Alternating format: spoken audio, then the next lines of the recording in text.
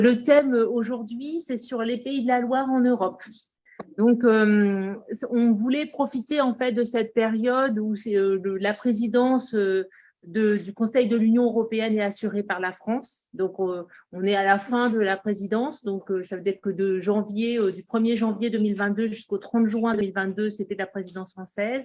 Donc, ensuite, elle va passer le relais à la République tchèque. Hein, ça change tous les 6 mois, ce passage de relais. Et donc, on s'est dit que c'était l'occasion de faire une séance sur l'Europe à ce moment-là, parce que ça fait quand même c'est la 13e fois depuis son histoire hein, que la France assure cette présidence. Donc c'est quand même voilà des choses qui arrivent pas non plus tous les jours. Donc c'est intéressant de refaire un point. En plus, c'est un point que on fait pas très régulièrement, de prendre vraiment de repositionner la région en Europe. C'est-à-dire qu'on a beaucoup tendance à regarder la région par rapport à la France, on a tendance à regarder l'infrarégional, voilà, donc avoir des informations à l'intérieur de la région. Mais finalement, de prendre du recul et de regarder par rapport aux informations européennes et par rapport à la moyenne européenne où on se situe, c'est quand même très intéressant. Ça permet aussi de savoir comment on fonctionne et puis de sortir un peu de la problématique franco-française. Donc, on a voulu là dans cette séance vous présenter des éléments sur la région en Europe. Donc moi je vais prendre quelques minutes pour vous repositionner les pays de la Loire en Europe et les particularités, donc notamment du point de vue de l'évolution de la population, du vieillissement, de l'économie, des compétences. Donc, comme ça vous donnera quelques éléments clés. Ensuite, j'aurai mes collègues donc Amandine et Louisa, qui sont devant, qui du coup vous présenteront les cities, parce que on a 3 cities dans la région. Donc, on a Nantes, Angers et Le Mans. Et donc, on s'est intéressé aussi aux particularités de ces cities par rapport à des villes de taille comparable. Et donc, ça nous permet d'avoir aussi des éléments de comparaison sur les villes. Je prendrai quelques minutes aussi pour vous montrer où on trouve toutes ces données, parce qu'en fait, ces données sont accessibles. En fait, vous savez que l'INSEE, en tant qu'Institut national de statistique, fournit à Eurostat énormément d'informations qui sont mises à disposition sur le site d'Eurostat. Donc, ce sont les mêmes informations mises en place pour tous les pays. Donc, il y a des directives européennes qui précisent les conditions de collecte, la manière dont les indicateurs doivent être calculés pour qu'ils soient tous comparables au niveau européen. Donc, c'est un travail important de la part de tous les INS d'essayer d'avoir une grande comparabilité. Et toutes ces informations sont mises à disposition sur le site d'Eurostat. Donc, tout ça, vous pouvez le retrouver alors sous forme de cartes, de base de données. Donc, je vous montrerai ça. Et puis, on aura un deuxième temps. Donc, on accueillera Sophie Bréa, donc, qui est directrice à la direction des politiques européennes au Conseil régional et qui nous présentera un fonds européen. Donc, un fonds européen un peu particulier puisqu'il s'agit du fonds de transition juste. Donc, c'est un fonds qui vise à accompagner les conséquences de la décarbonation de l'économie. Et donc, on s'est dit que c'était aussi intéressant d'avoir une vision de l'existence des fonds européens, de comment ça fonctionne, des objectifs et finalement d'avoir un peu de visibilité aussi sur ce fonds. Et ensuite, Cyril Hervy vous présentera le diagnostic qui a été utilisé pour discuter avec la Commission européenne sur la mise en place de ce fonds.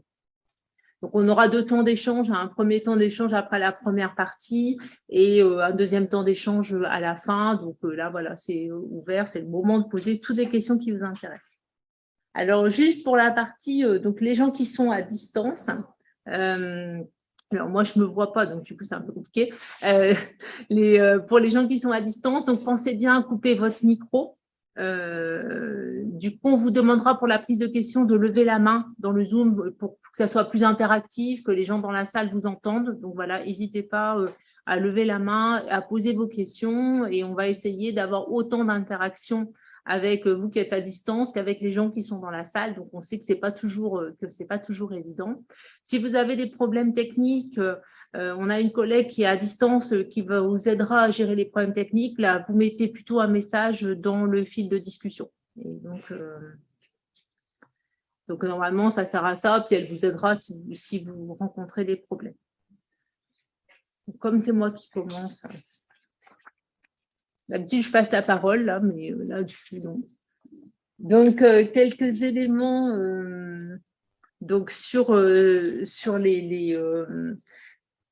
l'économie ligérienne par rapport à l'Europe. Donc, pourquoi est-ce qu'on s'est intéressé à ça? Parce qu'en fait, on s'est rendu compte qu'on avait des particularités économiques et en termes d'évolution de population et qu'il y allait avoir beaucoup de transitions à venir, notamment des transitions liées à l'environnement, mais aussi à la montée en compétences, et que c'était intéressant de voir comment on allait, l'économie pouvait finalement aller vers cette transition.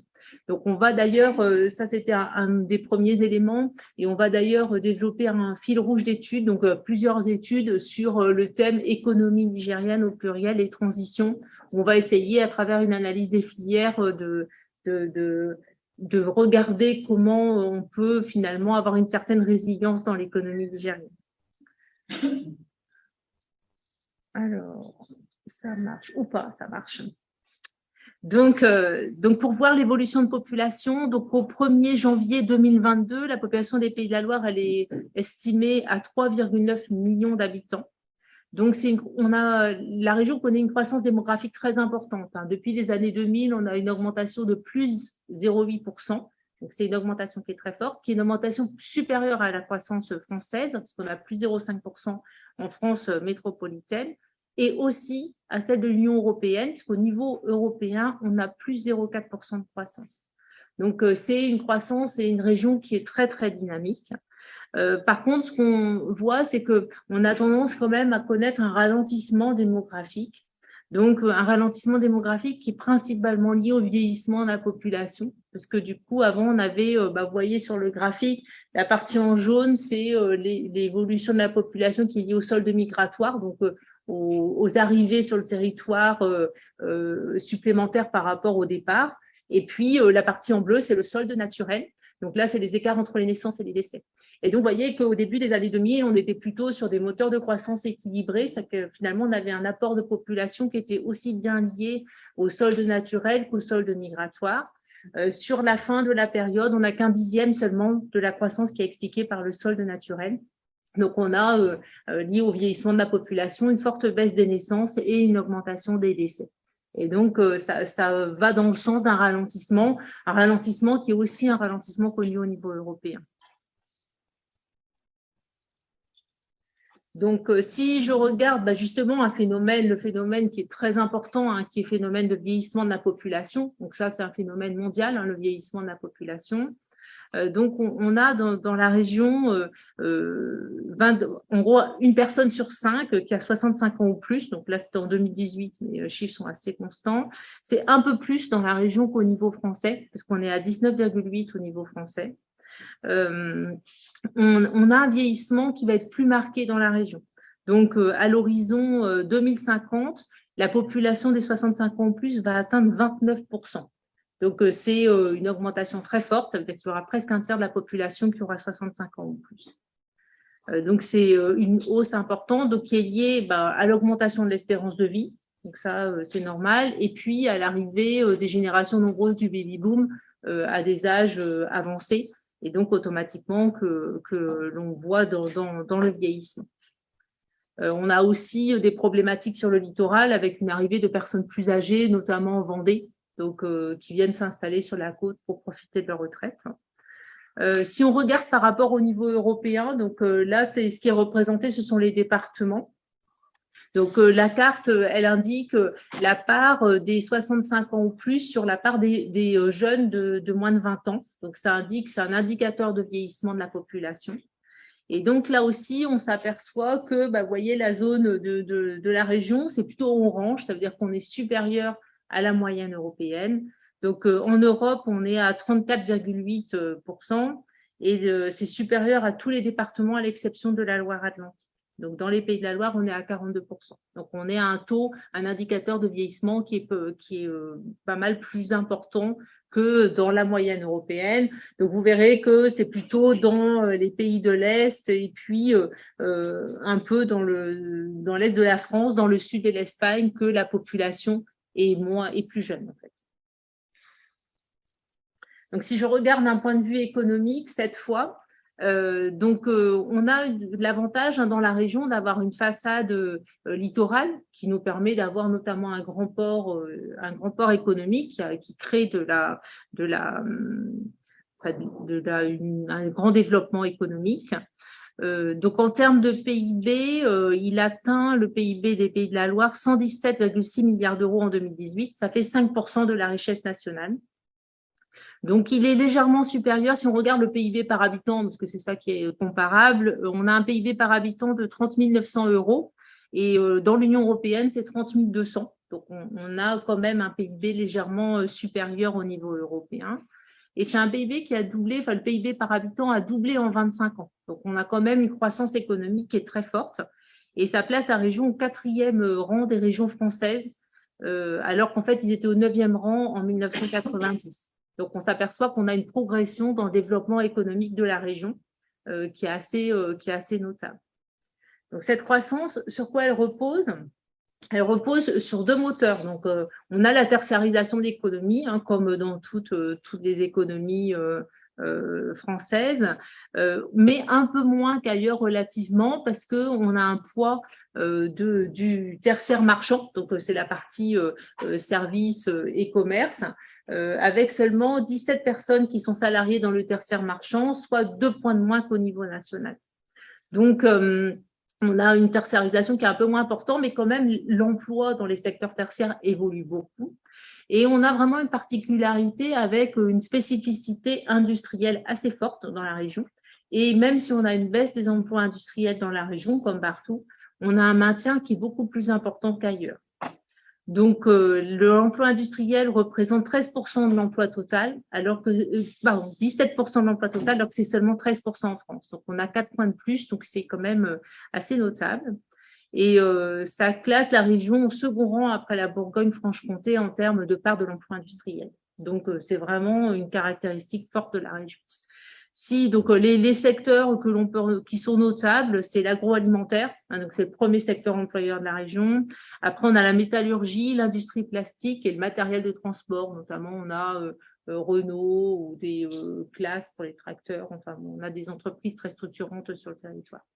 Si on regarde au niveau européen, alors là, je vous ai mis un graphique qui est un peu petit, mais en fait, on retrouve cette particularité. Je ne sais pas si avec le pointeur on va le voir. On retrouve cette particularité au niveau européen. Et donc, du coup, là, on retrouve le Pays de la Loire, donc qui arrive là en premier. Donc, c'est la première ligne. Et c'est marqué Food Product. Donc, cette spécificité dans l'agroalimentaire, c'est même une spécificité au regard de l'économie européenne. Donc, ça, c'est les indices de spécificité des différentes régions. C'est là où on peut remarquer quelles sont nos particularités. Donc, ça veut dire que même par rapport à l'ensemble des régions européennes, on a vraiment une particularité dans les industries agroalimentaires.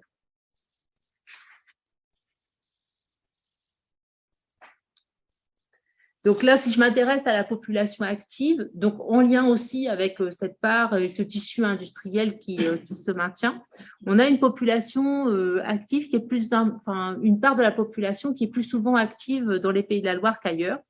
Donc, on a 76, donc 3/4 de la population qui est active.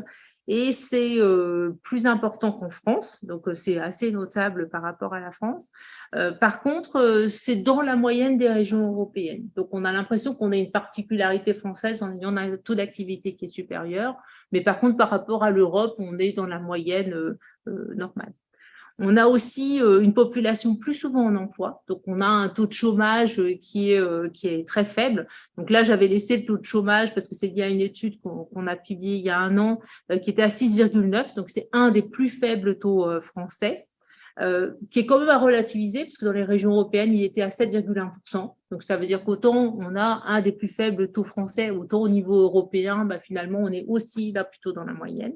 Aujourd'hui, le taux, il est à 6%. Donc, il a vraiment baissé de manière très, très importante aujourd'hui, au premier trimestre 2022. Donc, on a vraiment une structure productive qui porte beaucoup l'emploi ligérien, puis le dynamisme de la région. Et quand on parle de la population plus souvent en emploi, c'est notamment lié à l'apprentissage. Et donc, on est dans les premières régions, donc dans les Pays de la Loire, il y a 6,3% des 16-24 ans qui sont apprentis, alors que c'est seulement 5% au niveau national. Donc, on a une vraie particularité avec beaucoup de jeunes qui ont des formations en alternance et qui ensuite vont trouver du travail plutôt dans la sphère productive. Et ça explique aussi ces taux d'emploi qui sont beaucoup plus importants. Et on a des taux d'emploi plus importants aussi pour les femmes, beaucoup plus de femmes qui sont actives dans la région. Donc, si on veut finalement être capable de faire face aux transitions à venir. Donc, on voit bien qu'on a des transitions très fortes, je veux dire, dans nos secteurs clés, qui sont les secteurs industriels, donc notamment l'automobile, les industries agroalimentaires, dans les secteurs agriculture aussi, puisqu'on a une particularité très forte dans le secteur agricole.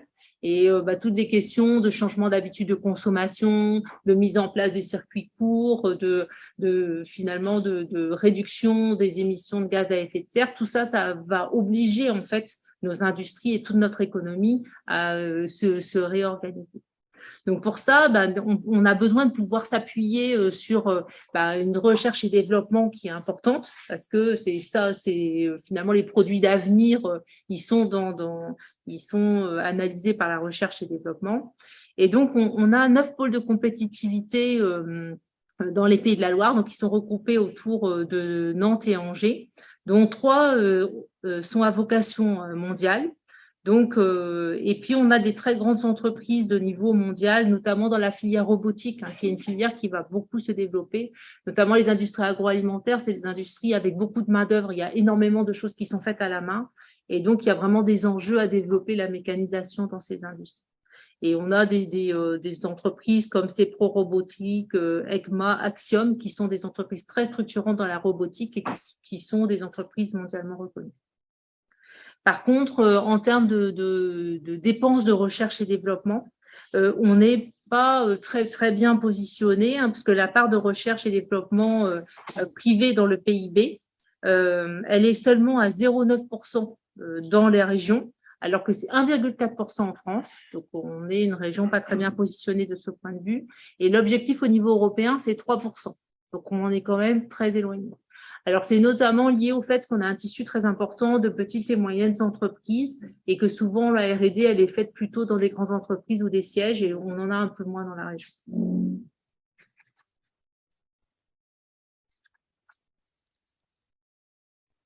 Donc, si on veut du coup accompagner toutes ces évolutions en termes d'évolution de compétences, de transformation de l'économie, on doit aussi pouvoir s'appuyer sur une jeunesse qui est formée. Donc, je vois qu'il y a quelques représentants dans la salle. Donc, voilà, c'est très bien.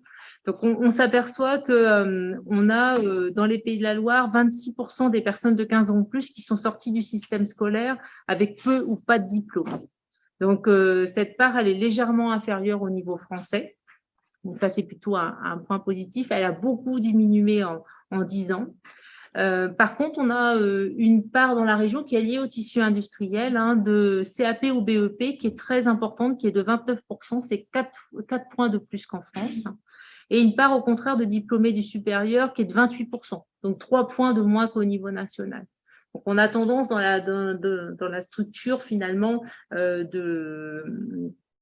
des diplômes qui sont dans la population ligérienne, à avoir plus de personnes qui ont des CAP et BEP qui vont trouver des emplois dans l'industrie et moins du coup de diplômés du supérieur, alors qu'on s'aperçoit que si on veut développer la recherche et développement, on va avoir besoin de développer cette particularité.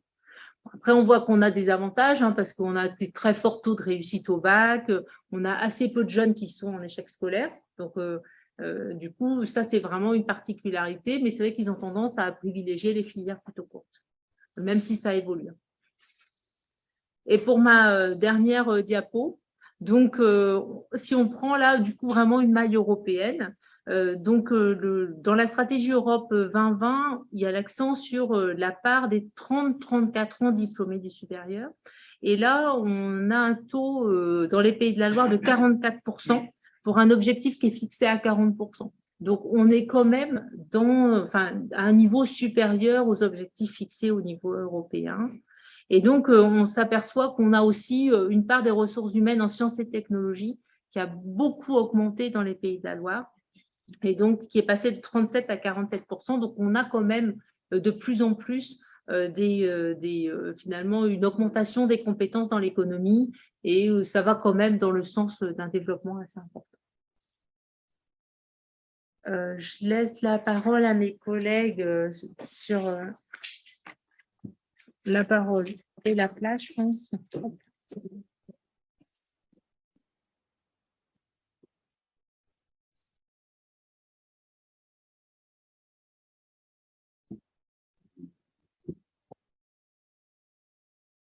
Alors, Louisa et moi, on va vous parler des cities, les cities des Pays de la Loire, Nantes, Angers, Le Mans. Donc, 3 études à paraître ce midi que vous pouvez trouver en version imprimée au fond de la salle. Donc, l'idée, c'est de replacer ces 3 cities dans le concert des métropoles européennes. Donc, cette présentation va se faire en 3 temps. D'abord, je vais revenir un peu sur les concepts, la méthode.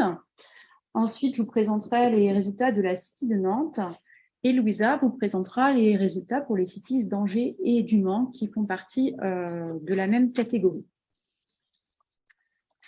Alors, en termes de concept, donc pourquoi les cities? Parce que dans leur définition administrative, les métropoles françaises ne sont pas comparables à leurs homologues européennes. Pour y remédier, Eurostat a établi le concept de city sur la base d'une méthode partagée avec l'OCDE. Donc, une city, c'est un ensemble de communes dont la majorité de la population vit dans un centre urbain de plus de 50 000 habitants, sélectionné à partir de carreaux contigus de plus de 1500 habitants par kilomètre carré. Donc, un concept qui est harmonisé au niveau européen et qui va nous permettre d'établir des comparaisons de nos cities avec leurs homologues européennes. En termes de sources, nous avons utilisé l'audit urbain d'Eurostat. C'est une source qui répond aux besoins croissants d'évaluer la qualité de vie dans les villes européennes où se concentre une part importante des citoyens de l'Union européenne.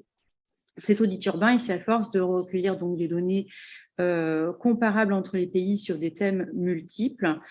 Et c'est un exercice qui peut occasionner des différences de concept sur certains indicateurs par rapport à ceux qu'on a l'habitude d'utiliser. Donc, j'aurai un exemple pour illustrer ce propos par la suite. Nathalie, après notre présentation, vous montrera où trouver les données de l'audit urbain. Donc, les données qu'on va vous présenter sont des moyennes 2010 à 2018 pour la plupart des indicateurs, parce que vous vous doutez bien qu'il peut y avoir des différences de millésimes d'un pays à l'autre. Et on est sur les contours des cities de 2019, ce qui a un petit impact, puisque si on était sur des contours plus récents, nos cities correspondraient strictement au pôle des aires d'attraction des villes, un zonage qui a été défini en 2020. Mais pour pouvoir disposer de comparaison avec les autres cities européennes, nous avons dû nous contenter du contour 2019. Alors, pour commencer cette présentation donc, sur la City de Nantes, l'INSEE a réalisé une typologie sur la base de 103 cities européennes qui ont été regroupées en 14 familles. Cela a permis d'identifier des villes, des groupes de villes qui ont des caractéristiques proches et de voir comment elles se distinguent de leur groupe d'appartenance sur certains critères. Donc, la City de Nantes fait partie du groupe des pôles régionaux supérieurs. Donc là, sur la carte, vous avez les 15 pôles régionaux supérieurs dont fait partie la City de Nantes, qui sont répartis dans 6 pays, l'Espagne, le Royaume-Uni, les Pays-Bas, le Danemark, la Lituanie et la France. Et vous voyez qu'en France, outre Nantes, il y a 4 autres cities qui sont dans ce groupe, Lille, Lyon, Toulouse et Bordeaux.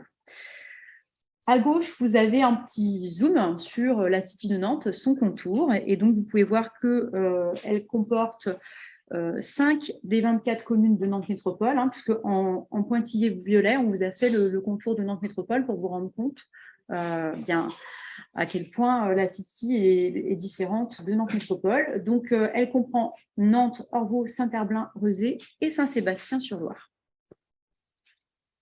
Alors, si on s'intéresse à ce groupe des pôles régionaux supérieurs, qu'est-ce qui le caractérise? D'une part, bien, ce groupe est caractérisé par un rayonnement régional. Cela va se traduire par une concentration des services supérieurs, mais avec une faible ouverture internationale et une moindre présence d'étrangers et de tourisme. D'autre part, ce groupe va se distinguer par une meilleure qualité de l'air et des niveaux élevés de diplômes qui témoignent d'une position avancée dans l'économie de la connaissance. Alors, ce groupe des pôles régionaux supérieurs va constituer mon référentiel de comparaison pour la suite de la présentation et on va voir en quoi la City de Nantes se distingue du groupe. D'abord, au niveau de la population. Donc, on a une hausse de population qui est 3 fois plus marquée dans la City de Nantes que dans l'ensemble des pôles régionaux supérieurs. Vous voyez une croissance annuelle moyenne de plus 1,4% par an, à peu près 6 000 habitants, contre plus 0,4 pour le groupe des 15 pôles régionaux supérieurs. Donc, c'est la croissance la plus élevée. Et donc là, sur la carte, vous pouvez comparer, puisque du coup, vous avez l'information pour les autres. La couleur vous donne le rythme de croissance. Plus on va vers le rouge foncé, plus cette croissance est élevée. Au contraire, quand on est sur du bleu, c'est que la population diminue. Et puis, le rond est proportionnel au nombre d'habitants de la city, puisqu'il y a quand même des cities de taille assez variée dans ce groupe. Et donc, du coup, vous pouvez constater que Nantes n'est pas la city la plus peuplée du référentiel. C'est même la 4e city la moins peuplée après Newcastle, Bilbao et Cardiff. Et donc, vous avez aussi 2 carrés sur ma carte, 2 petits carrés noirs. Là, c'est la difficulté de l'exercice. On n'a pas, pour toutes les informations de l'audit urbain, toutes les informations pour toutes les villes, en fait. Donc là, sur Aarhus et Eindhoven, nous n'avons pas de données de population. D'où les 2 petits carrés noirs qui vous signalent l'absence de données. Voilà, donc croissance la plus élevée, 450 000 habitants en 2018, donc les 7/10 de Nantes Métropole, et 4e city la moins peuplée.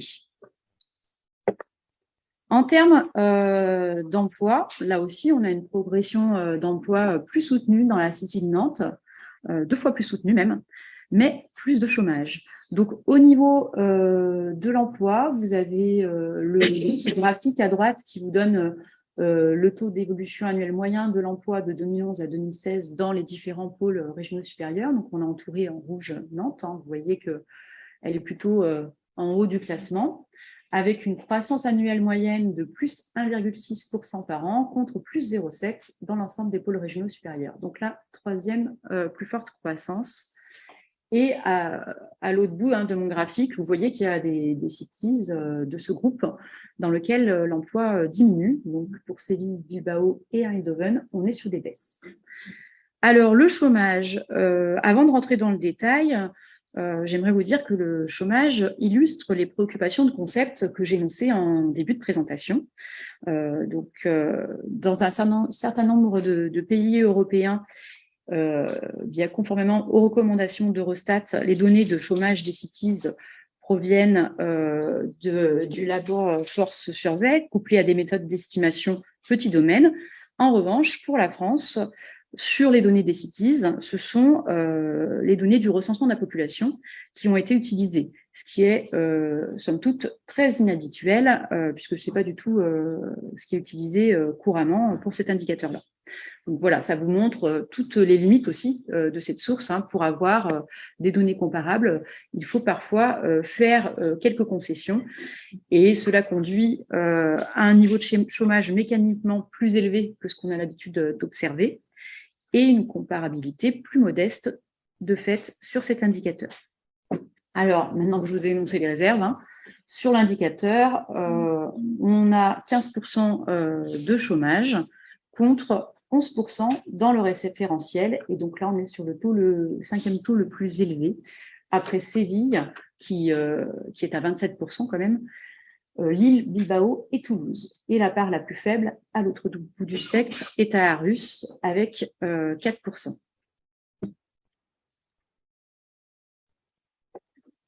On s'est aussi intéressé donc aux secteurs d'activité qui sont sur ou surreprésentés dans les cities. Donc là, vous avez un graphique qui, pour chaque secteur, vous donne la position de la City de Nantes, c'est le carré rouge. Le carré bleu vous donne la moyenne du référentiel. Et puis, vous avez deux petites flèches qui vous donnent la valeur minimale et la valeur maximale du référentiel. Donc, vous voyez, par exemple, que pour le secteur du commerce, transport, hôtellerie et restauration, Nantes est en dessous de la moyenne à 20% contre 23% donc, pour la moyenne du référentiel, et encadré par un minimum qui est obtenu par Toulouse, 18%, et un maximum de 31% à Vilnius.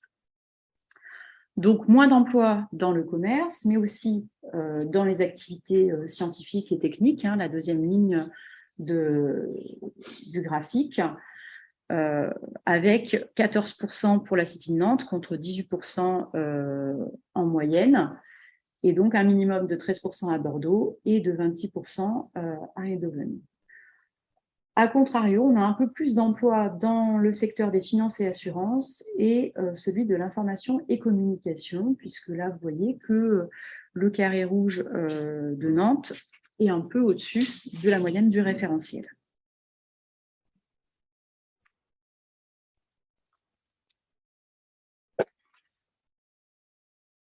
Dans notre analyse, on a aussi toute une partie sur le logement.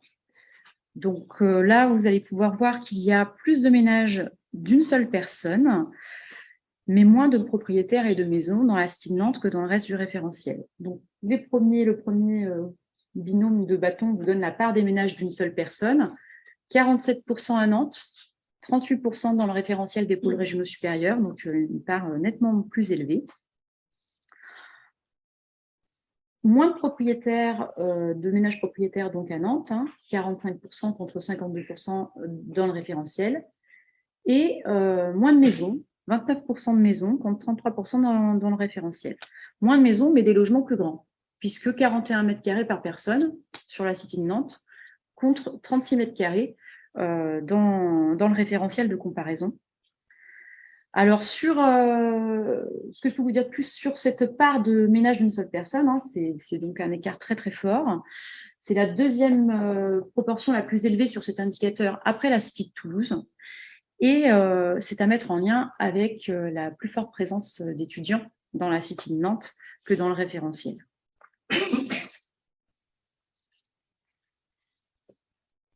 Dernière petite diapo sur la City de Nantes. Donc, au niveau des déplacements et puis de la pollution qui en découle. Donc, on a un usage plus fréquent de la voiture. Vous voyez qu'on a 60% des trajets domicile-travail sur la City de Nantes qui se font en voiture contre 58% dans le référentiel. Donc, et du coup, un peu plus de transport en commun aussi, avec 25%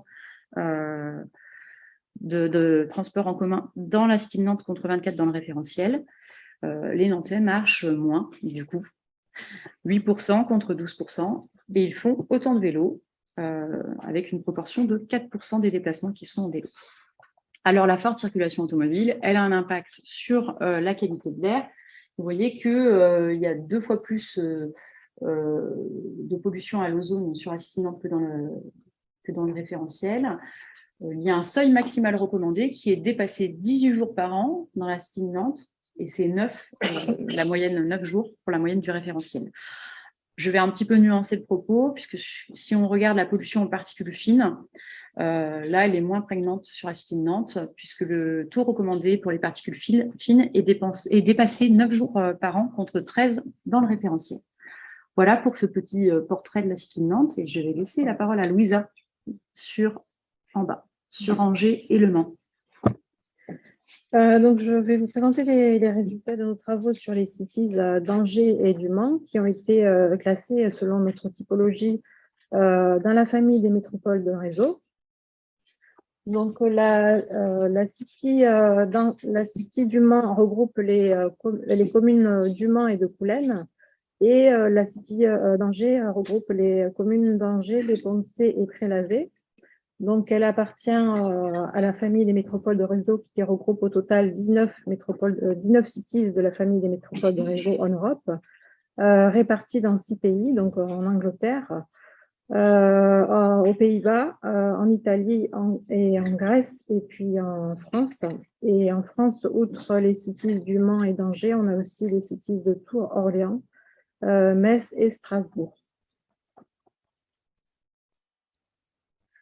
Alors, au sein des 14 familles de la typologie, en fait, les métropoles de réseau se distinguent notamment par une moindre présence d'emplois qualifiés et un fonctionnement qui repose sur des échanges avec les métropoles voisines. Et d'autre part, une plus forte ouverture internationale qui se traduit notamment par une plus forte présence de ressortissants des pays étrangers, de personnes à l'étranger et une plus forte présence du secteur touristique.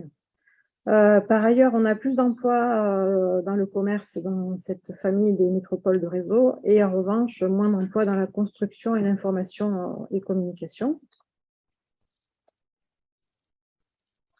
Alors maintenant, on va analyser les disparités que présentent les cities d'Angers et du Mans par rapport à l'ensemble des 19 métropoles de réseau présentes en Europe.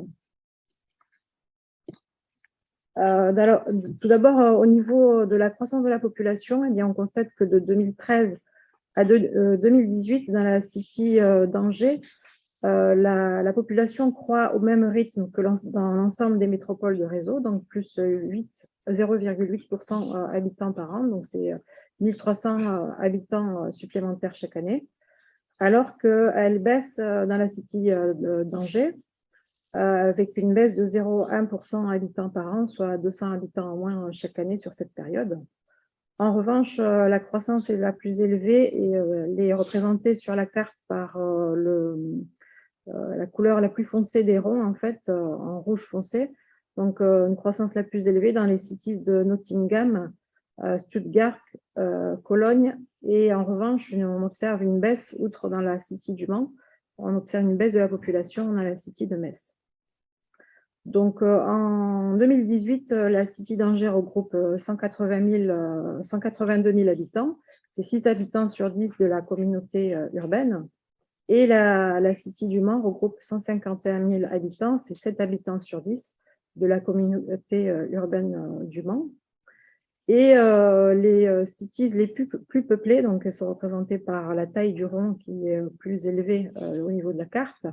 Et donc les cities les plus peuplées sont les cities de Cologne, Leeds, en Angleterre et Stuttgart. Et par ailleurs, la city d'Angers en fait se distingue des autres métropoles de réseau par une population particulièrement jeune, puisque l'âge moyen de la population dans la city d'Angers est de 33 ans contre 38 ans dans l'ensemble des métropoles de réseau. Et notamment avec une forte surreprésentation des personnes de moins de 25 ans, puisqu'ils constituent 37% de la population de la city d'Angers. C'est 8 points de plus que dans l'ensemble des métropoles de réseau. À l'inverse, dans la city du Mans, la population est un peu plus âgée, avec un âge moyen de 39 ans et une surreprésentation des personnes de plus de 65 ans. Donc 30% dans la city du Mans, c'est 3 points de plus que dans l'ensemble des métropoles de réseau.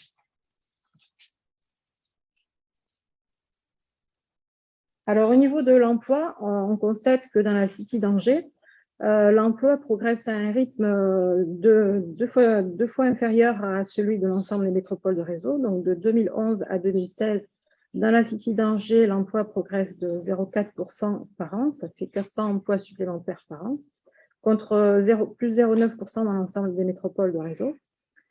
Et à l'inverse, dans la city du Mans, eh bien, l'emploi diminue de 0,5% par an et c'est 400 emplois en moins chaque année durant cette période. Et on constate donc sur le graphique que la croissance de l'emploi est la plus marquée, notamment dans 2 cities, celle de Manchester et Greater Gravenhage dans les Pays-Bas. Et comme pour la city du Mans, en fait, l'emploi diminue dans les cities de Nuremberg, Orléans, Karlsruhe, Saarbrück, donc toutes les deux en Allemagne, et Metz. Au niveau du chômage, donc là, avec peut-être des différences de concepts, comme Amandine vous l'a expliqué, entre pays européens. Donc, on constate toutefois une part plus élevée de personnes au chômage dans les cities d'Angers et du Mans, 18% pour chacune de ces cities contre 11% dans l'ensemble des métropoles de réseau. Cette part est la deuxième plus élevée des métropoles de réseau, après la city de Thessalonique, qui regroupe en fait 24% de personnes au chômage. Et les parts de personnes au chômage sont les plus faibles des métropoles de réseau dans les cities de Karlsruhe et Stuttgart, avec 4%. Toutes les deux en Allemagne.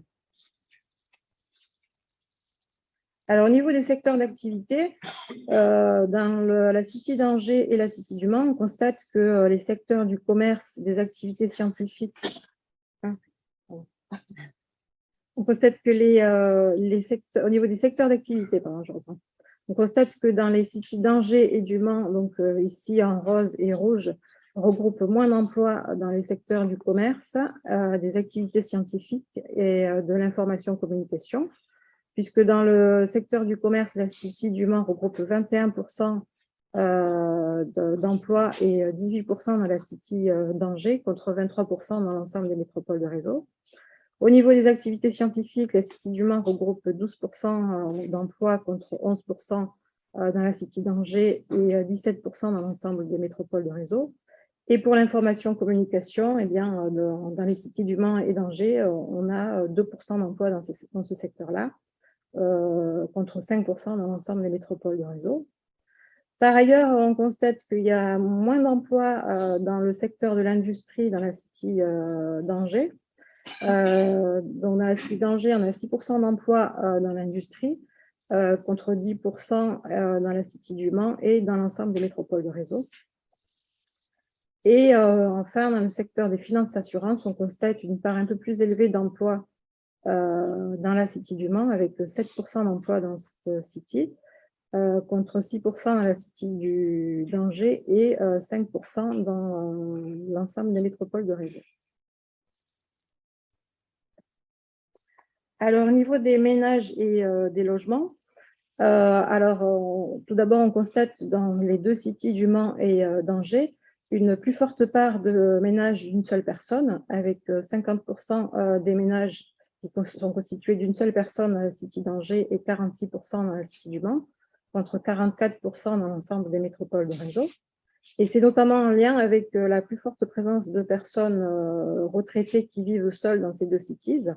Donc 15% de retraités qui vivent seuls à la city d'Angers et 17% au Mans, contre 12% dans l'ensemble des métropoles de réseau. Par ailleurs, on constate dans la city du Mans une plus forte présence de ménages propriétaires, avec 46% des ménages qui sont propriétaires dans la city du Mans, contre 34% dans la city d'Angers et 39% dans l'ensemble des métropoles de réseau. Au niveau des maisons, la part des maisons dans l'ensemble des logements est plus élevée dans la city du Mans, avec 42% de maisons dans l'ensemble des logements, contre 28% dans la city d'Angers et 38% dans l'ensemble des métropoles de réseau. Alors, dernier point, au niveau des déplacements domicile-travail. Donc, dans la city d'Angers et du Mans, on constate une plus forte utilisation de la voiture pour aller travailler, puisque ce mode de transport constitue 65% des trajets dans la city d'Angers et 63% dans la city du Mans, contre 57% dans l'ensemble des métropoles de réseau. Et ce qui a un impact donc sur la qualité de l'air, puisqu'on constate une pollution à l'ozone, avec un taux d'ozone supérieur au seuil maximal recommandé durant 20 jours par an dans la city d'Angers et 18 dans la city du Mans, contre 16 jours par an dans l'ensemble des métropoles de réseau. Toutefois, dans ces cities, on constate une moindre présence de pollution aux particules fines, PM10. Au niveau des transports en commun, ils sont moins utilisés dans les cities d'Angers et du Mans. À Angers, ils constituent 15% des trajets domicile-travail. C'est la part la plus faible des 19 métropoles de réseau. Et dans la city du Mans, les transports en commun constituent 21% des trajets, contre 24% dans l'ensemble des métropoles de réseau.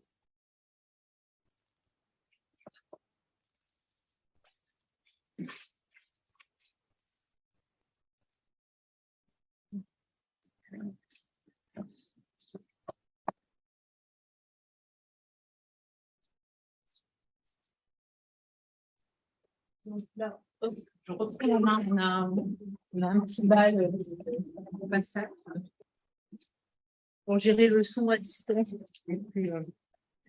C'est plus facile. Donc, je vais vous présenter les endroits où vous pouvez trouver toutes ces informations, puisque ce que je vous disais en introduction, hein, toutes les informations sont disponibles sur le site Eurostat.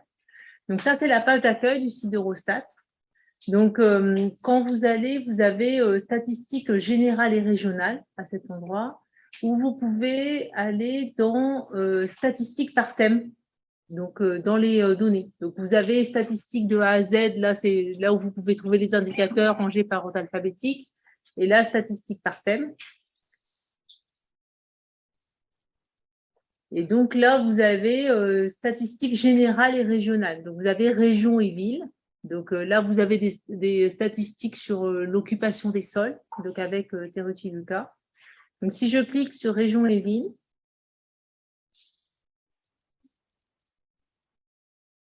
là, vous pouvez tomber sur les cartes que je vous ai présentées dans mon diaporama. Donc, du coup, on trouve bien ces cartes. Donc là, vous pouvez cliquer sur les Pays de la Loire. Alors, c'est de la démonstration en live, hein, donc vous avez le temps de chargement aussi en live.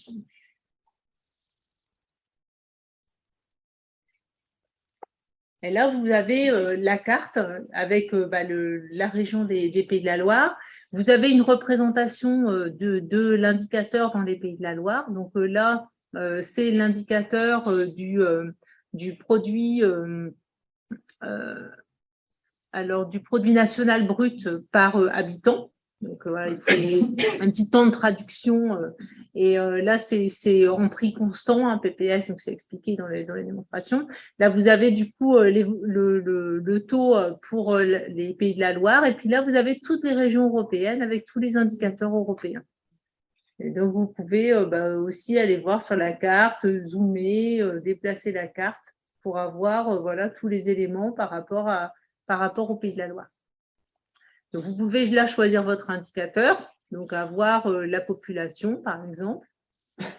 Donc là, vous avez la population des Pays de la Loire. Bon, ça, c'est un indicateur absolu, donc c'est un peu difficile. Mais par exemple, vous avez Life Expectancy at Birth. Donc là, c'est l'espérance de vie à la naissance.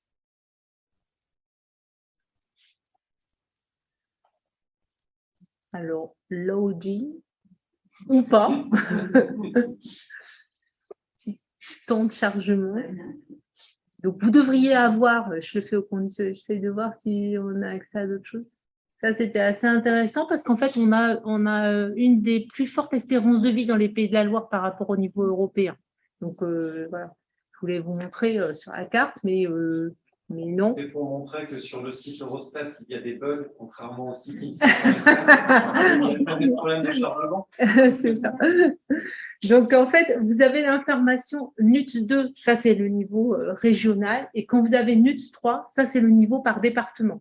Donc, toutes les statistiques ne sont pas disponibles au niveau départemental, mais vous avez quand même un certain nombre d'éléments au niveau départemental. Je vais essayer de recliquer sur population pour reprendre la main, là. Là, vous avez les taux d'emploi, donc que je vous ai présenté dans la présentation, le taux de chômage. Donc, allez, une tentative sur le taux de chômage. Et non. Du coup, voilà, c'est ça. Du coup, là, vous avez quand même un certain nombre d'éléments. Vous avez aussi des commentaires, c'est que quand vous descendez en dessous, vous avez, quand vous êtes particulièrement intéressé par les régions, donc là, si vous cliquez sur région, vous avez des informations sur les données, l'importance des données régionales, quelques explications sur comment les statistiques qui sont disponibles. Et j'essaie de retrouver. Et là, vous avez la statistique et région et ville illustrée. Et vous avez d'autres éléments, d'autres statistiques qui sont disponibles. Donc ça, région et ville illustrée. Je retombe sur ma carte normalement. ou pas. Si c'est bon. Voilà, je retombe sur ma carte, mais un peu plus grande. Donc, avec voilà les indicateurs, là, je vais peut-être réussir à les avoir. Allez, je refais une tentative. Population.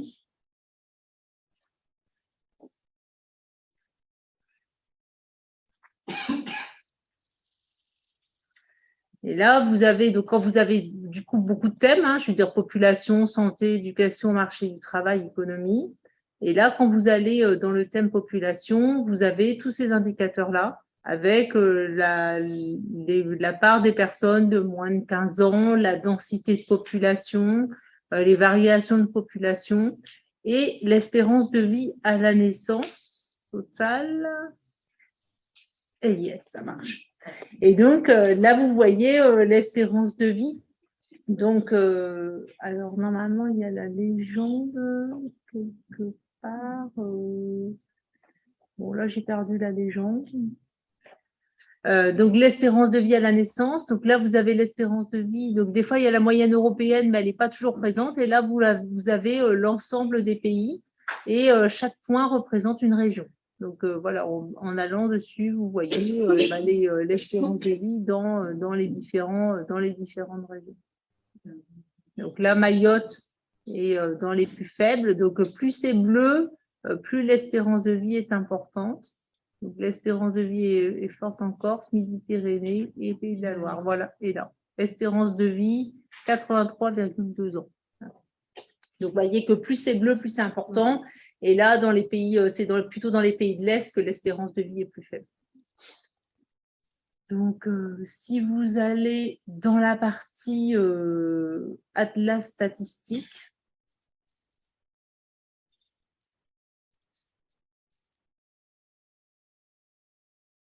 vous avez là aussi des éléments sur les villes et sur les régions. Donc, avec aussi un certain nombre d'indicateurs qui sont disponibles. Alors, j'essaie de retrouver. Je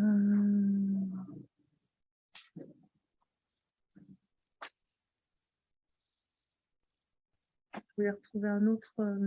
Non, j'irai directement sur mon lien.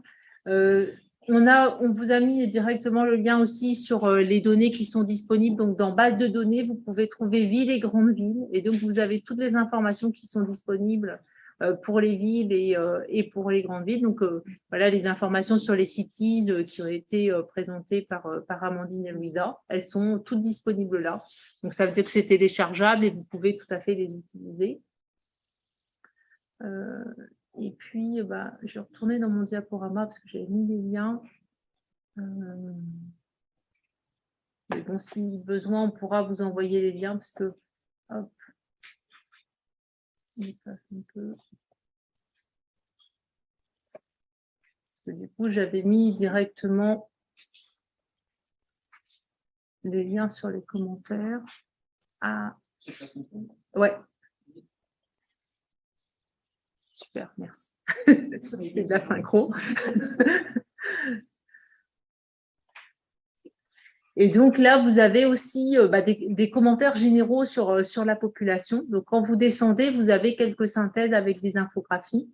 Alors, si vous n'êtes pas trop fort en anglais, vous avez même un outil de traduction. Donc, vous faites Translate. Donc, vous pouvez, alors, je ne sais pas ce que c'est ça, mais du coup, vous pouvez traduire en ce que vous voulez. Alors, bon, là, on va être un peu chauvin et on va traduire en français. Et là, vous avez tous les éléments, mais aussi, expliqués en français, avec du coup des infographies, avec des éléments plus commentés. Et là, si vous voulez avoir vraiment la partie détaillée avec des explications, vous développez l'article et vous avez toute une explication sur les régions, les capitales, la population régionale. Et donc, toutes les données qui sont disponibles en ligne, elles sont aussi commentées. Et donc, ça, c'est intéressant parce que des fois, c'est pas toujours facile de s'y retrouver dans l'ensemble des données. Et là, ça vous permet d'avoir l'ensemble des éléments avec des cartes qui sont aussi citées, comme on pourrait lire un projet d'étude. Donc là, par exemple, donc ça, c'est la densité de population. Donc là, on voit que plus c'est foncé et plus c'est dense. Donc, La Loire-Atlantique et le Maine-et-Loire sont relativement denses, mais par contre, la Mayenne, la Sarthe et la Vendée beaucoup moins. Et on voit que la densité, elle est beaucoup plus forte en Belgique, Allemagne, nord de l'Italie, etc. Et vous avez des informations sur la structure de la population, l'âge médian, ce que je vous disais. Par exemple, ça, c'est ma carte sur la part de personnes âgées par rapport aux jeunes.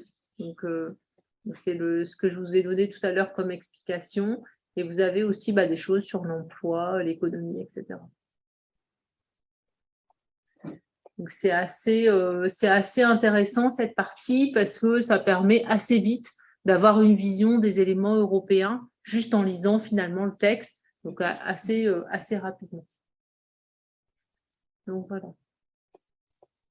Alors je pourrais retrouver comment y accéder, parce que c'est un site qui est très riche, alors on peut vite s'y perdre en fait. Hein. Donc si vous avez besoin de liens, on pourra vous envoyer les quelques liens utiles sur le site. Donc c'est ce que je vous disais tout à l'heure aussi en introduction. En fait, c'est toutes ces informations qui sont sur les sites d'Eurostat.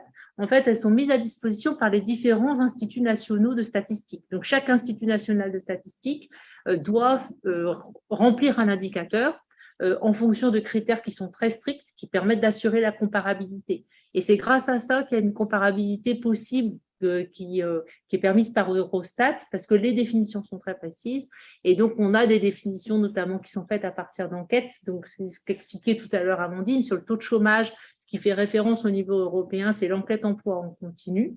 Et donc, ça veut dire qu'on a toute une gamme de questions qui sont posées de la même manière dans tous les pays européens pour avoir vraiment une comparabilité. Mais on n'a pas toutes les mailles de comparaison. Et donc, des fois, on utilise le recensement de la population, mais du coup, avec des indicateurs qui ne sont pas comparables au niveau européen. Donc, il y a une vraie importance aussi à avoir une description très précise de la manière dont sont estimés les indicateurs, parce que sinon, ce n'est pas comparable. Donc, ça, c'est quand même un élément très important. Je propose de prendre un temps de questions. Donc, maintenant. Donc, Sophie, vous pouvez peut-être vous installer. Normalement, vous avez la télécommande qui fonctionne. Donc, c'est vers le bas pour avancer. Vers le bas. Ah. Tu touches à la souris là? C'est un PDF. Non, ça a marché tout à l'heure. Non, du coup, il faut que ce soit toi. C'est bon? Oui, ça marche. C'est bon. Voilà. C'est vers le bas pour avancer. Okay.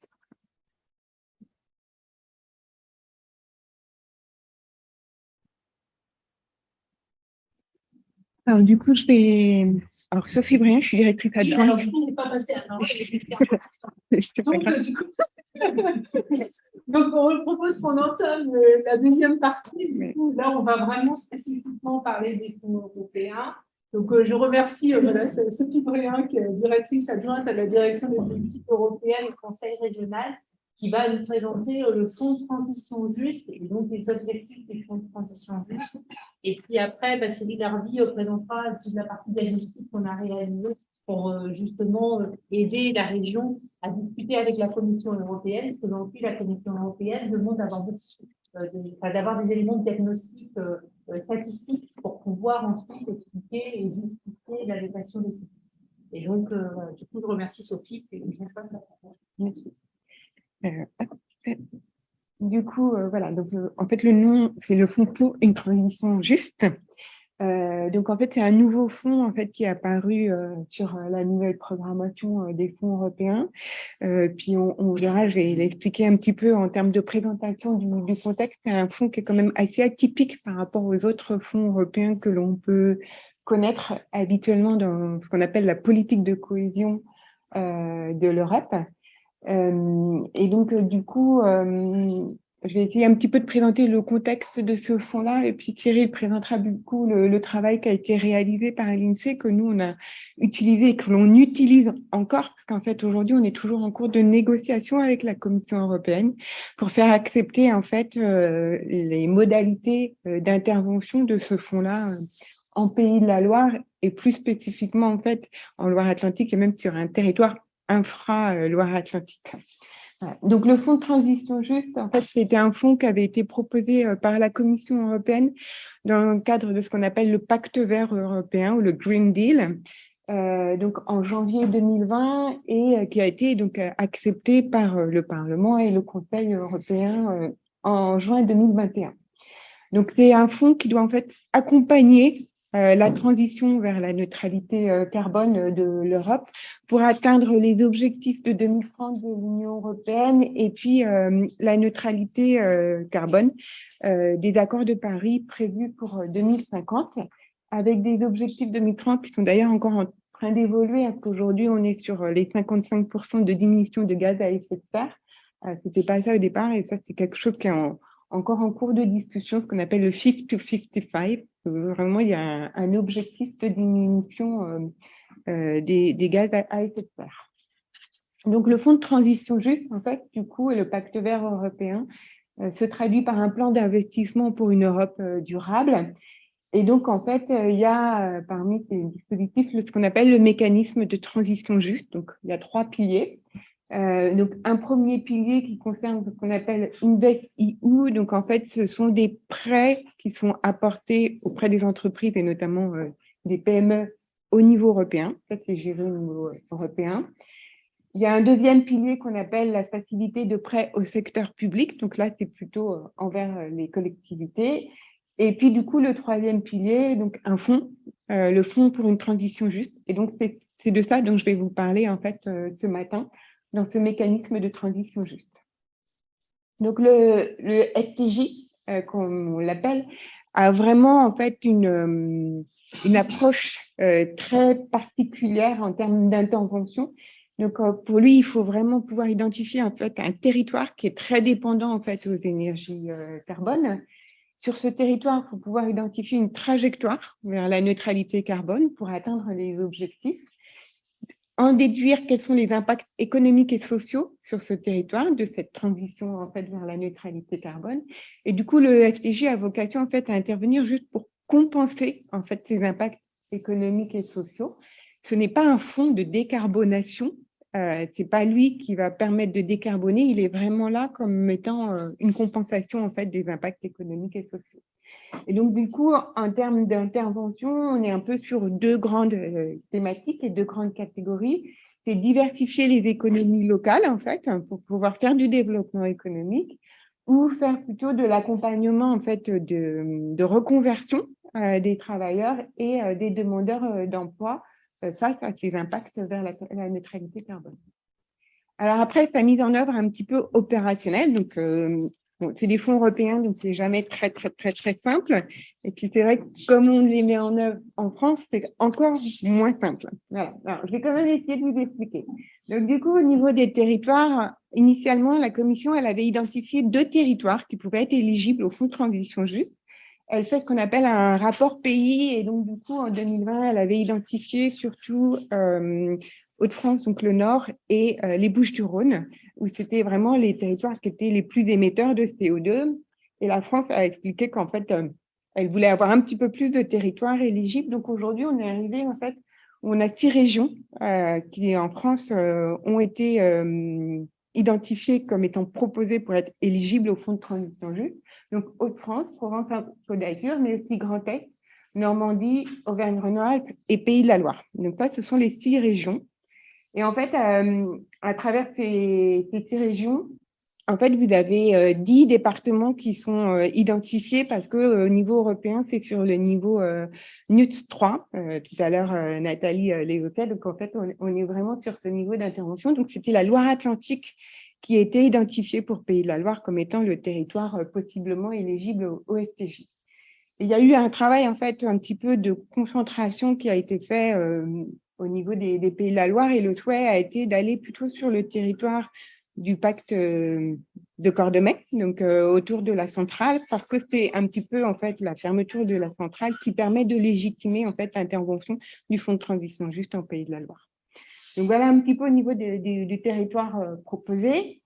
Le FTJ, en fait, se met en œuvre dans le cadre de ce qu'on appelle la politique de cohésion. Donc, ce sont des programmes européens qui sont pluriannuels, en fait, où vous avez des enveloppes qui sont gérées par ce qu'on appelle des autorités de gestion.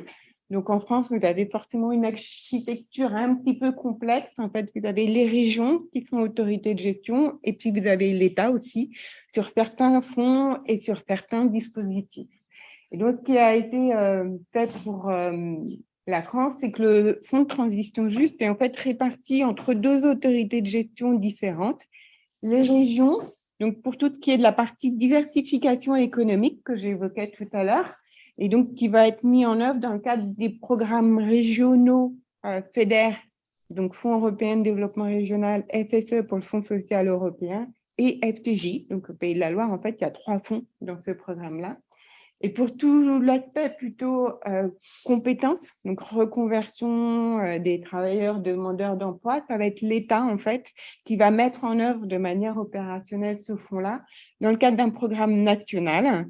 Donc en fait, c'est la délégation générale emploi et la formation professionnelle qui va être l'autorité de gestion de la partie plutôt compétences. Donc, pour se donner un petit peu une idée des enveloppes financières du Fonds de transition juste, alors ça a beaucoup varié en fait dans les négociations qu'il y a eu au niveau européen entre les États membres pour pouvoir définir et arrêter le projet de budget européen 2021-2027. Et donc, on est en France sur un montant d'à peu près 1 milliard d'euros en fait qui sont prévus pour les FTJ. Et donc, au niveau des Pays de la Loire, c'est 69 millions d'euros qui sont prévus, avec une répartition, donc 48 millions au niveau de la région et 21 au niveau de l'État, qui sera mis en œuvre sur le territoire défini. Alors, pour complexifier un petit peu les choses, en fait, ce FTJ, il a été renforcé dans le cadre de ce qu'on appelle du plan de relance européen, donc Next Generation EU. Je ne sais pas si vous en avez entendu un petit peu parler. Et donc, en fait, ce plan-là, il a été mis en œuvre essentiellement dans le cadre des programmes 2014-2020. Mais il y a aussi un petit bout qui, parfois, a été prévu sur la partie 2021-2027, et notamment pour le fonds de transition juste, qui fait qu'en fait, sur les 69 millions, il y en a 39 qui sont mis en œuvre au titre du plan de relance, avec une obligation de pouvoir les engager avant fin 2023. Donc, ça veut dire qu'il faut assez rapidement pouvoir les mettre en œuvre.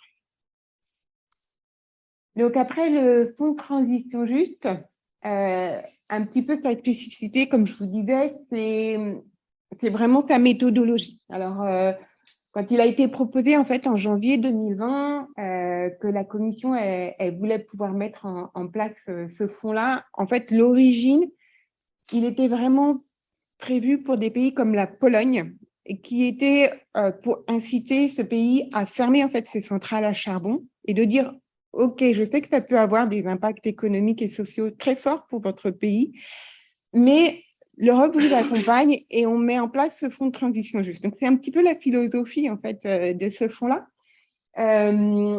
Et du coup, il faut l'appliquer à des pays comme la France qui sont peut-être pas exactement dans la même situation que la Pologne.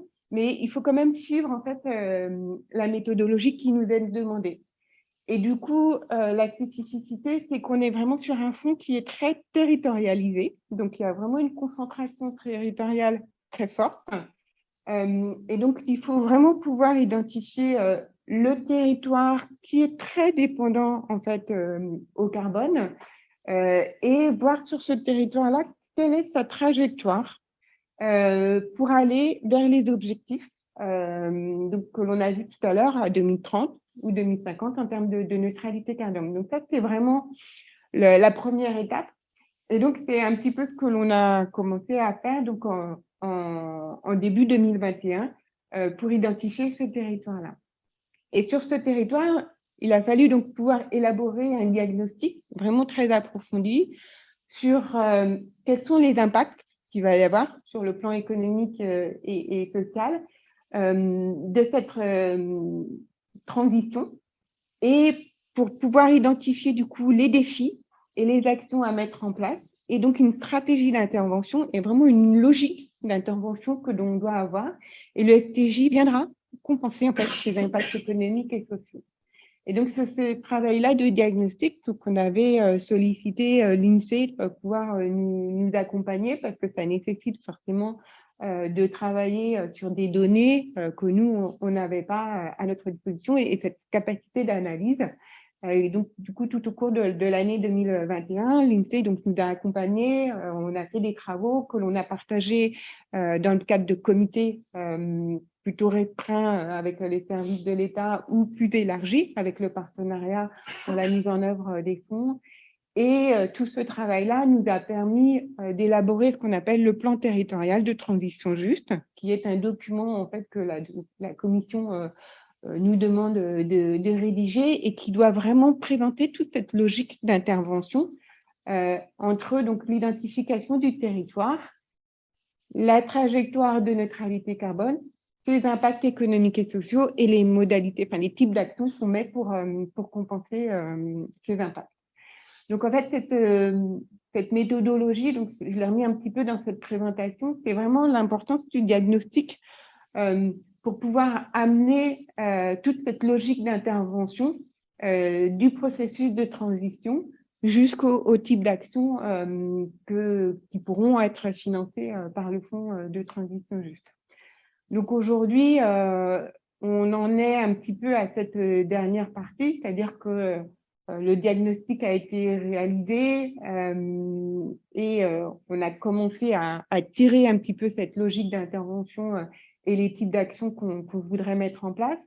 Donc, dans ce qu'il en ressort aujourd'hui, c'est par rapport à donc ce qui est connu en termes de trajectoire sur ce territoire, c'est vraiment la fermeture de la centrale de Cordemais, de travailler donc à partir des impacts et des conséquences. Autour de plutôt développer des filières en fait autour du développement de nouvelles sources et de production d'énergie, notamment renouvelables, parce que c'est ce que souhaite soutenir la commission. Dans le cadre du diagnostic, il a été identifié évidemment la dépendance du grand port maritime à tout ce système un petit peu économique autour de la centrale de Cordemais. Donc, il y a le souhait de pouvoir un peu soutenir la diversification économique du grand port maritime. Et puis, du fait de la fermeture d'activités, il y a l'identification de friches potentielles, en fait, et de pouvoir développer de nouvelles zones d'activité sur ces friches-là.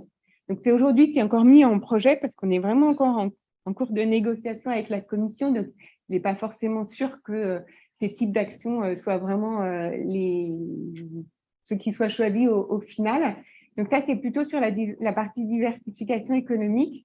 Et puis, on a le volet plutôt compétent. Donc là, c'est plutôt du coup la DGESP et la DRES qui sont aux manettes sur cet aspect-là, avec du coup de pouvoir accompagner en fait toutes les personnes qui seraient impactées, notamment au niveau de la centrale et des sous-traitants.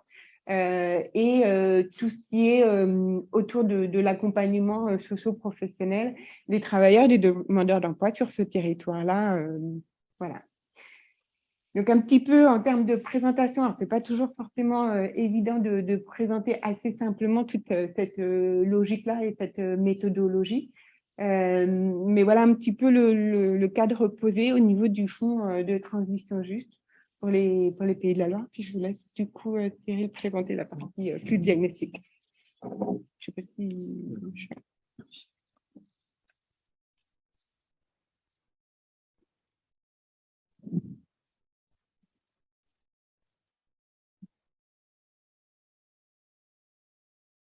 Donc, comme le disait Sophie, on a été sollicité donc dans le cadre du Fonds de transition juste pour réaliser, donc par le Conseil régional, pour réaliser un diagnostic du territoire, dont le but c'était d'identifier en fait les secteurs et les territoires qui seront concernés par la transition donc liée à la décarbonation. Alors. Ah,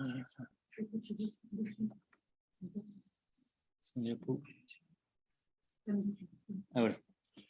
Donc, en termes de données de cadrage, donc on a commencé par essayer d'identifier donc les secteurs, les branches les plus émettrices en dioxyde de carbone.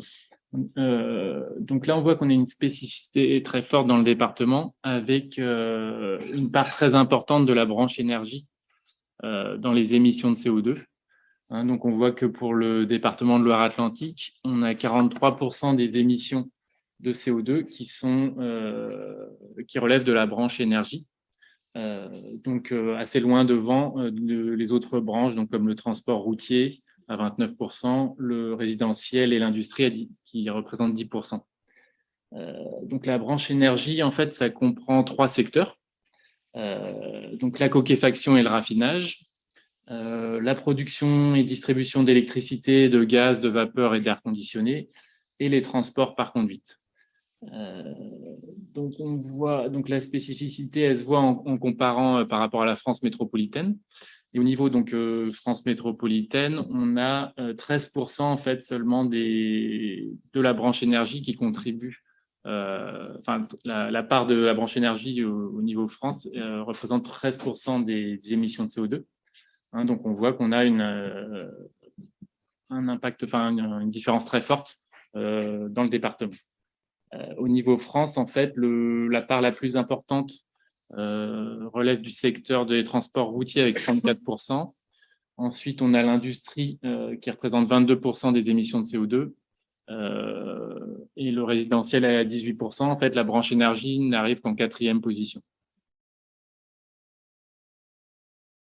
Donc, du coup, on va se concentrer après sur les entreprises et les salariés de la branche de l'énergie.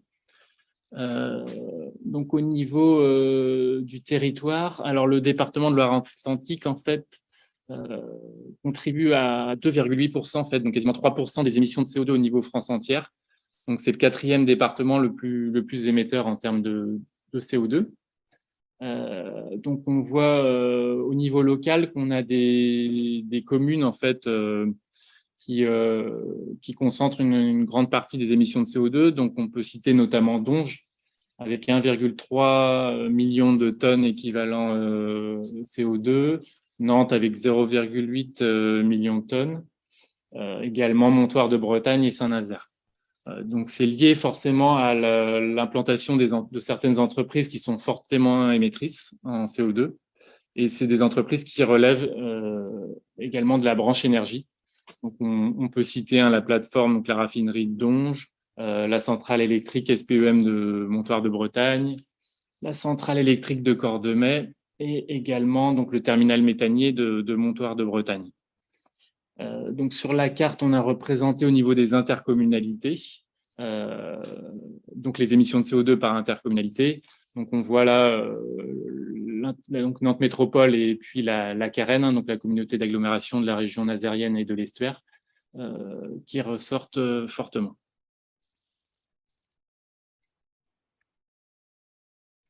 Alors parmi la branche énergie, il y a en fait 6000 salariés dans le département de Loire-Atlantique qui travaillent dans cette branche. Donc, c'est quasiment 1% de l'emploi du département. Et ces 6000 salariés, ils vont être répartis dans 84 établissements dans le département de Loire-Atlantique. Donc, les 6000 salariés, c'est ce qu'on appelle des emplois directs. Donc, c'est des personnes qui vont travailler directement dans les entreprises concernées. On a également ce qu'on appelle des emplois indirects, donc ça va être tout ce qui concerne les sous-traitants, les prestataires de services, voilà, pour les entreprises. Et on a également ce qu'on appelle aussi des emplois induits. Donc les emplois induits, ça concerne les emplois en fait qui sont créés du fait de la consommation des salariés en fait sur leur lieu de résidence. Les salariés donc qui travaillent dans la branche énergie vont consommer, acheter des logements, etc. sur leur lieu de résidence. Et ça va générer des emplois également sur le territoire. Donc en règle générale, on a un rapport en fait entre 1 et 2,5 pour estimer l'ensemble des emplois en fait liés à un secteur d'activité. Donc là, si on multiplie par 2,5, donc c'est 6 000 emplois directs, on arriverait à environ 15 000 emplois qui seraient concernés par cette transition sur le département de Loire-Atlantique. Donc, on a aussi, donc parmi ces 6000 salariés, il y en a un quart en fait qui appartiennent aux 4 principaux émetteurs donc que je vous ai cités précédemment. Donc 1300 salariés. Et donc en termes de lieu de résidence, donc sur la carte en fait, on vous a représenté donc la part des salariés par commune. Non, pardon, le volume de salariés par commune et la part de salariés par intercommunalité. Donc là, on voit qu'il y a 3 intercommunalités qui vont ressortir. Donc c'est la Carène, hein, donc que je citais précédemment, avec une part de salariés donc qui travaillent dans la branche énergie qui est de plus de 4%. Donc la Carène avec une spécialisation dans la coquéfaction et le raffinage. Il y a également la communauté de communes Estuaire et Sillon, qui a une part de 1,6% de salariés qui travaillent dans la branche énergie et qui, elle, est plus spécialisée en fait dans tout ce qui est production et distribution d'électricité et de gaz. Et enfin, donc Nantes Métropole avec 1% des salariés qui relèvent de la branche énergie, une part de 1% de salariés. Et là, Nantes Métropole, donc il y a un emploi plus diversifié.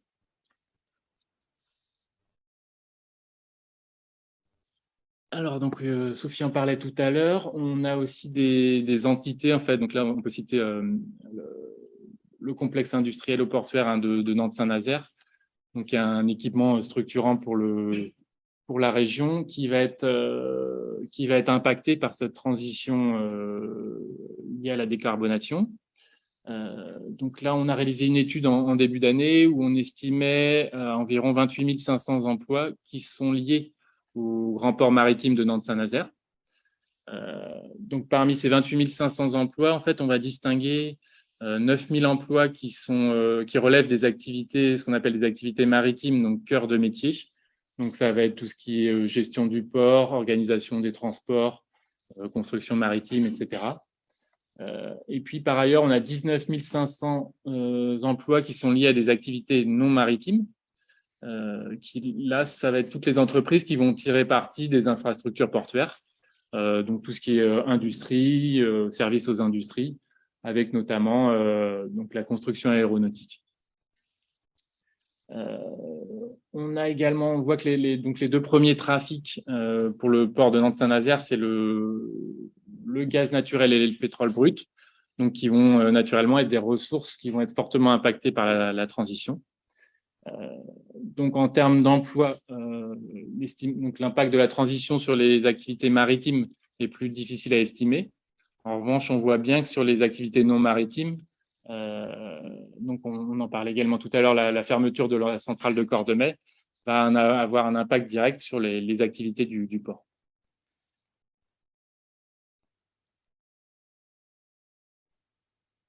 Donc après avoir posé les données de cadrage, on peut identifier quelques enjeux. Donc le premier enjeu, ça va être la reconversion professionnelle des salariés.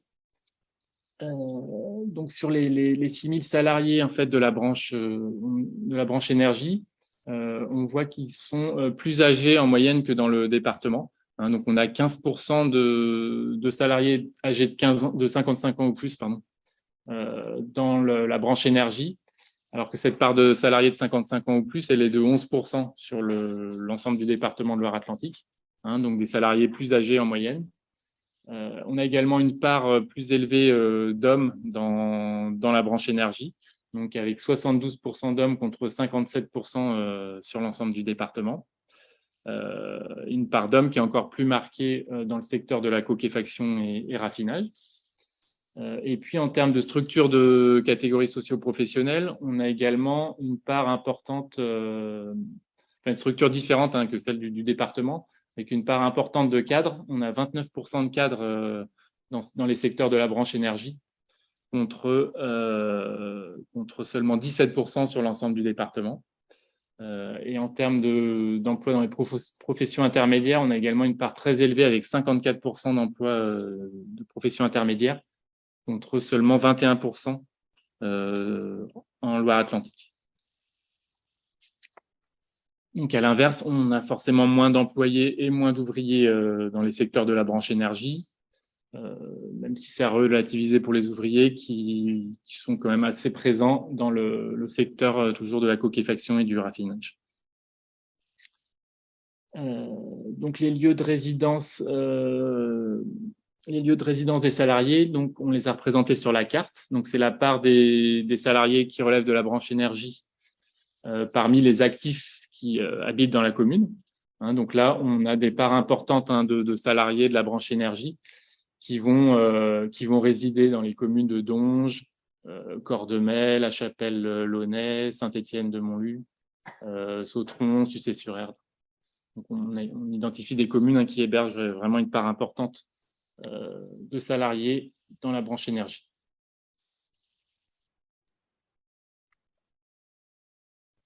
Donc là, on a exploité des travaux de la DARES pour mesurer le potentiel de reconversion en fait des salariés. Donc en fait, on va utiliser un indicateur sur les métiers en tension. Donc c'est un indicateur qui va être construit à partir de différentes données, donc notamment des données de confrontation entre les offres d'emploi en ligne et les demandes d'emploi, le taux d'écoulement d'emploi, voilà, de la part également des projets de recrutement qui vont être anticipés comme difficiles. Donc toutes ces données vont permettre de produire un indicateur de tension sur les métiers, sachant que donc plus un métier sera en tension, plus c'est un métier où il va être facile pour les salariés de trouver un emploi. Donc on a confronté cet indicateur de tension sur les métiers à la structure par âge des différents postes. Et donc on a regardé en fait la part de personnes âgées de 55 ans ou plus dans les différentes branches, dans les différents métiers, pour ce qui nous a permis de mesurer en fait la reconversion, donc une reconversion qui va du plus difficile en rouge à une reconversion potentielle qui serait plus facile, donc en vert. Donc on voit sur cette reconversion, dans les métiers qui auraient une reconversion plus difficile, on aurait 12% des postes du secteur de la branche énergie. Donc on aurait notamment des agents administratifs, des pilotes d'installation, des ouvriers qualifiés. Donc ça va être des métiers qui ne sont pas en tension finalement, donc qui va être plus dur dans lesquels il va être plus dur de trouver un emploi. Et c'est également des métiers où la part de personnes âgées, donc de personnes de plus de 55 ans, donc qui vont potentiellement partir en retraite, va être plus faible. Donc parmi les 12% là, des reconversions potentielles difficiles, on a par exemple seulement entre 4 et 9% des salariés qui ont plus de 55 ans. Donc une faible part de départ en retraite dans les années à venir. Voilà, donc je vais pas tout vous balayer. Après, dans les reconversions potentielles variables, on a des cadres, des ressources humaines, des techniciens. Reconversion potentielle possible, on a 42% des postes, donc des techniciens, des ingénieurs et cadres d'études. Et dans les reconversions potentielles fortes, donc là, on a une part beaucoup plus importante de personnes âgées de 55 ans ou plus, donc entre 21 et 25%. Donc, on va avoir des départs à la retraite plus massifs dans les prochaines années. On a également des métiers en tension, donc pour lesquels il est plus facile de trouver un emploi. Donc là, ça va être des cadres administratifs, des ingénieurs, des attachés commerciaux.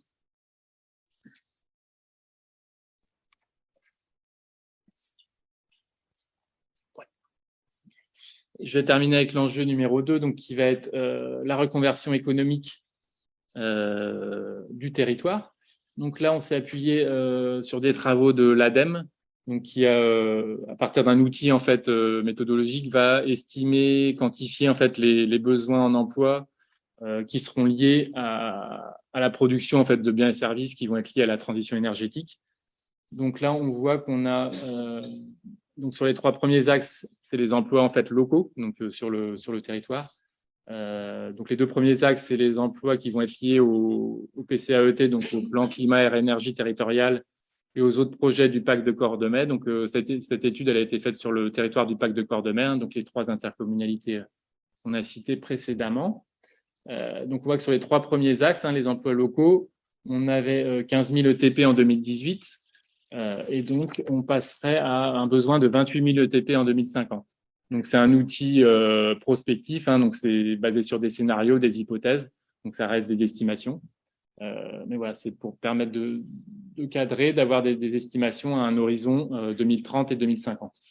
On a dans le département donc des entreprises qui sont bien placées, notamment dans les énergies marines renouvelables et dans le photovoltaïque. Et pour terminer, donc en termes de secteur, donc on aura une baisse du besoin d'emploi dans les transports.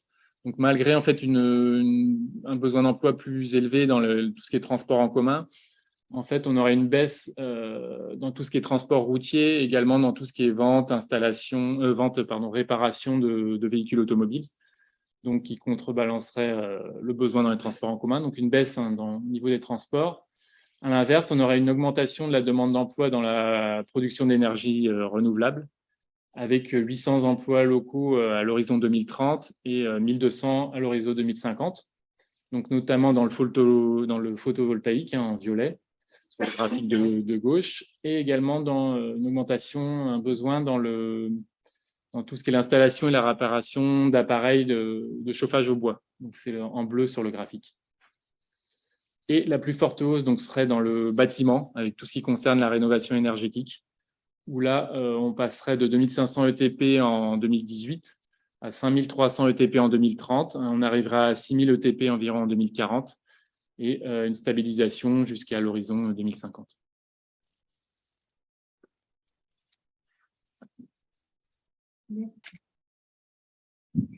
Merci Sophie et Cyril. Je mets mon micro du coup. Il est temps de conclure en effet, et je vais ouvrir cette conclusion par des remerciements auprès de Nathalie, de Louisa et d'Amandine, qui nous ont aidés à réviser notre géographie.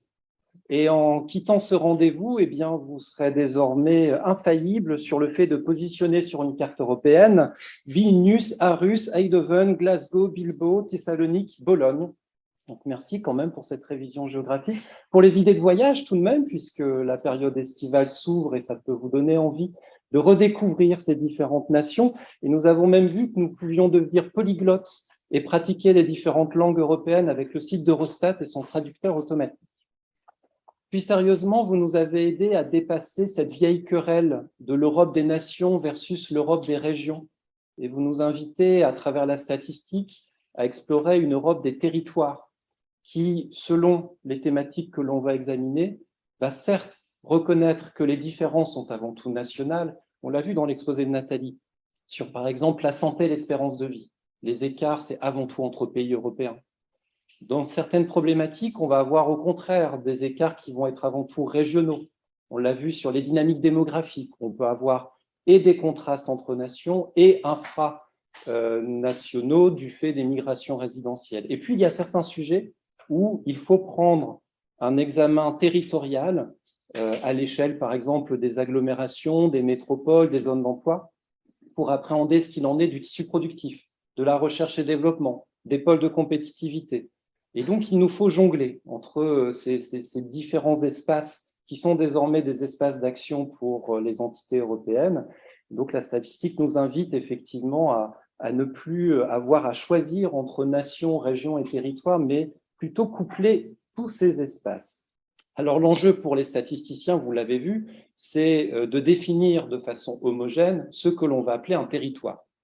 Et là, nous en avons eu une illustration avec le cas particulier des cities, et vous avez pu noter à quel point il y avait une capacité au niveau des instituts statistiques nationaux avec l'aide d'Eurostat de convenir d'une définition et de concepts communs, d'outils de mesure, d'un protocole de collecte qui est d'ailleurs actualisé au fur et à mesure dans le temps pour que nous puissions avoir un suivi inscrit dans la durée.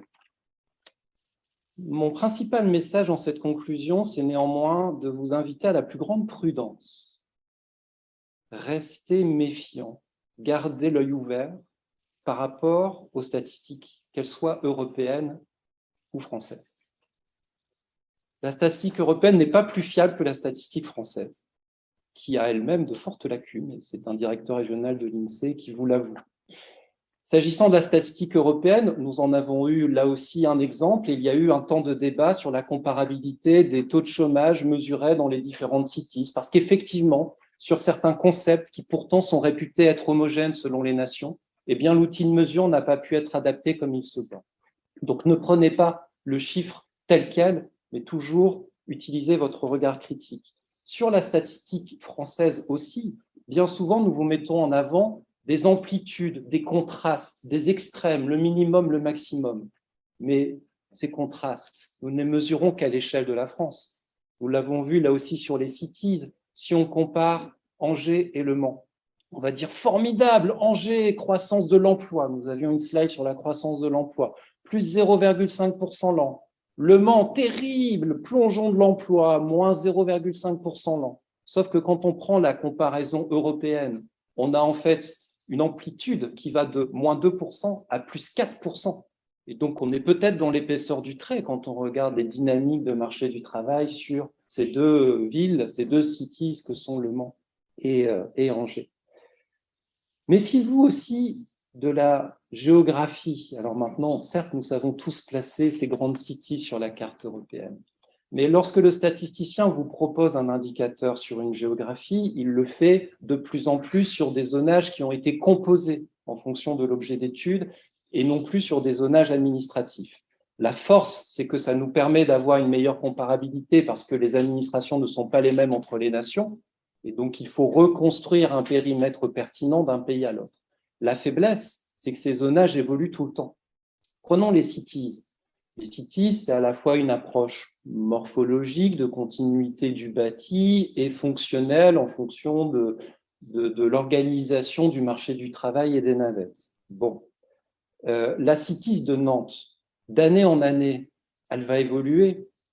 Et je ne doute pas qu'il y ait des communes périphériques de Nantes qui n'étaient pas dans le périmètre de 2018 et qui sont déjà dans le périmètre de 2022 si nous étions amenés à le recalculer aujourd'hui.